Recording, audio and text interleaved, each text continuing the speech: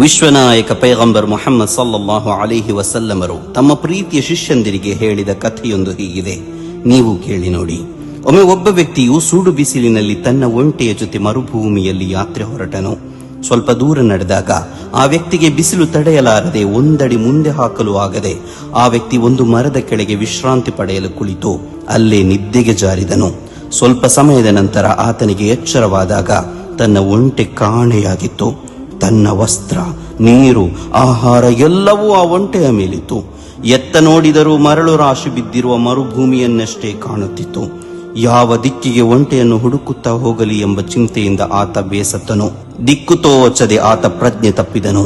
ಪ್ರಜ್ಞೆಯಿಂದ ಎಚ್ಚರವಾದಾಗ ತನ್ನ ಕಾಣೆಯಾದ ಒಂಟೆ ಆ ಮರದಡಿಯಲ್ಲೇ ಇತ್ತು. ಇದನ್ನು ಕಂಡ ಆತನಿಗೆ ಅತೀವ ಸಂತೋಷ ಉಂಟಾಯಿತು. ಕುಣಿದು ಕುಪ್ಪಳಿಸಿದನು. ಸೃಷ್ಟಿಕರ್ತನಿಗೆ ಕೃತಜ್ಞತೆಯನ್ನರ್ಪಿಸಿದನು. ಕಥೆ ಕೇಳಿದ್ರಲ್ವಾ?